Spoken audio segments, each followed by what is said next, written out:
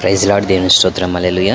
Hosanna YSS ministry పరిచయ తరపున మీ అందరికీ శుభావందనాలండి. ఉదయకాల దేవుని చేత ప్రభు మిమ్మల్ని నింపి తృప్తిపరిచి మీరు తలచిన ప్రతి కార్యములన్నీ కూడా ప్రభు సఫలపరిచి ముందుకు నడిపించునుగాక.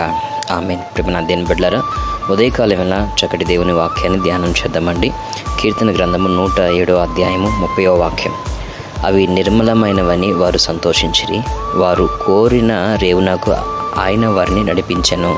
ప్రేమ దేవుని బిడ్డలారా, ఇక్కడ మూలవాక్యం ఏంటంటే కోరిన రేవునకు ఆయన నడిపించును. ఇజ్రాయేలీలు యేసయ్యని కోరుకున్న అనుభవాల్లో అన్ని విషయాల్లో వారు కోరుకున్న రేవు కలిగిన అనుభవాల్లోకి వారిని నడిపించారు. ప్రతి మనిషికి కొన్ని కోరికలు ఉంటాయండి జీవితం పట్ల.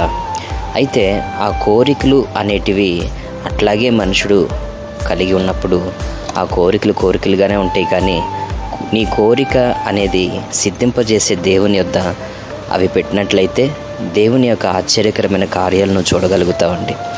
అందుకని దావీదు తనకి ఏదైనా కావాలన్నా మోకాళ్ళేసి దేవుని కాడ కోరుకుంటూ ఉండేవాడు.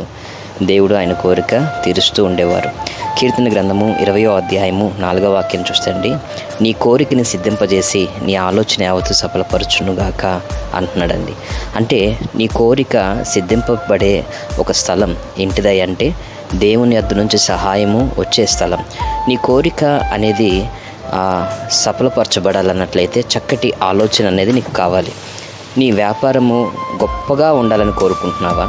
నీ కుటుంబ వ్యవస్థలో కడుపున పుట్టిన బిడ్డలు నీ మాట విని వారు నడిపించబడాలని కోరుకుంటున్నావా? ప్రతి మనిషికి అనేకమైన కోరికలు ఉంటాయండి. అయితే వారు కోరికలు వారికాడే కలిగి ఉన్నప్పుడు వారు ఆ కోరికలు తగినట్లుగా కార్యాలు చూడలేరు. కానీ వారు మోకాళ్ళేసి ప్రార్థన చేసినట్లయితే సర్వశక్తి కలిగిన దేవుడు వారిని దర్శించి బలపరిచి శక్తితో కృపతో నింపి ఆయన నడిపిస్తాడన్న వాస్తవాన్ని గ్రహించాలండి. మార్కు సువార్త 9వ అధ్యాయము 23వ వాక్యం చూస్తేనండి, అందుకు యేసు నమ్ముట నీ వలనైతే నమ్మువానికి సమస్తము సాధ్యమే అని అతనితో చెప్పాను. వెంటనే ఆ చిన్నవాని తండ్రి నమ్ముచున్నాను, నాకు అపనమ్మకం ఉండకుండా సహాయం చేయమని బిగ్గరగా చెప్పాడు. ఇక్కడ చిన్నవాని తండ్రి యేసు ప్రభు కాడ నుంచి ఒక కోరిక అండి. అయితే మనుషుల వల్ల అసాధ్యమైన కార్యము ఆయన వల్ల పొందుతాను అన్న ఒక నమ్మకం. ఈ ఉదయకాలం వల్ల నీ ధనము, నీ ఆలోచన, నీ జ్ఞానము, నీ ప్రయత్నాల వల్ల నీ జీవితము ముందుకు నడిపించబడడానికి చాలా భారభరితంగా మార్చబడిందా? ఇక నా జీవితంలో అప్పులు తీర్చుకున్నట్టు అసాధ్యం అనుకుంటున్నావా? నీ జీవితంలో కష్టాలు దాటడం అసాధ్యం అనుకుంటున్నావా? చేతికి ఎదిగొచ్చిన బిడ్డలు లోక వ్యసనంలో పాలై వారి జీవితంలో మీ కళ్ళ ముందు వారి యొక్క ఆరోగ్యాన్ని పాడు చేసుకుంటుండగా ఆ దురలవాట్ల నుంచి వీళ్ళు బయటికి రాలేరనుకుంటున్నావా?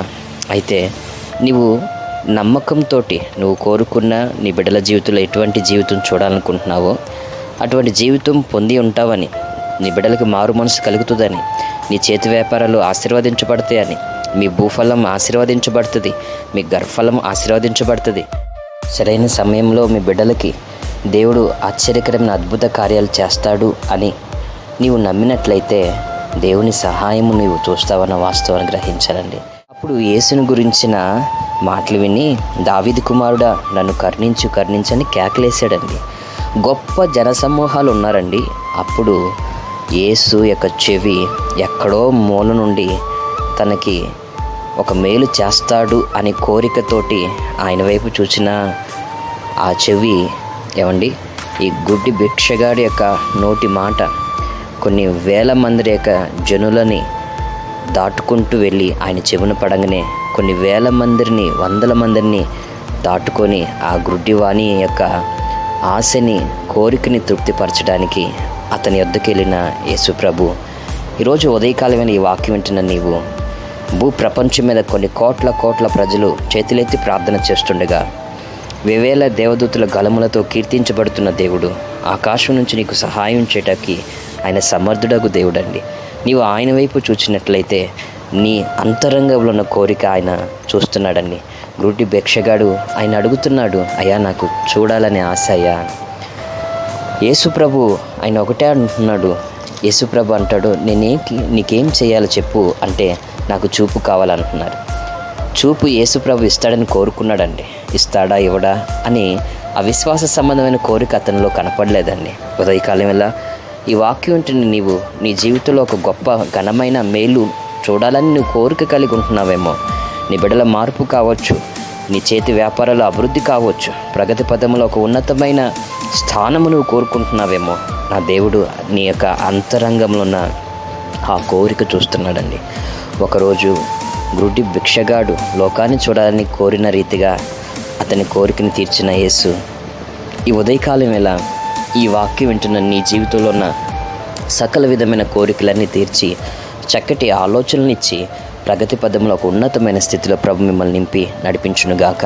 ఆ రీతిగా దేవుడు మీ కోరికని సిద్ధింపజేసి మీరు కోరుకున్న రేవు కలిగిన ఆ ఆశీర్వాద అనుభవాల్లోకి దేవుడు మిమ్మల్ని నడిపించాలని మీ కొరకు చిన్న ప్రార్థన. కృపా సత్య సంపూర్ణకు దేవా మీకు స్తుతి స్తోత్రం చెల్లిస్తున్నాం. ఉదయకాలం వేళ ఈ వాక్యం వింటున్న నీ బిడ్డలైన వారిని దీవించి ఆశీర్వదించు. నీ బిడ్డలు ఏమైతే కోరిక కలిగి ఉన్నారో జ్ఞాపకం చేసుకో ప్రభువా. ఆశ్చర్యకరమైన సహాయం నీ బిడ్డలకు దయచే. ఆ రీతి నా ప్రభువా, అయా కోరుకున్న రేవునకు మా పితరులైన వారు నడిపించు.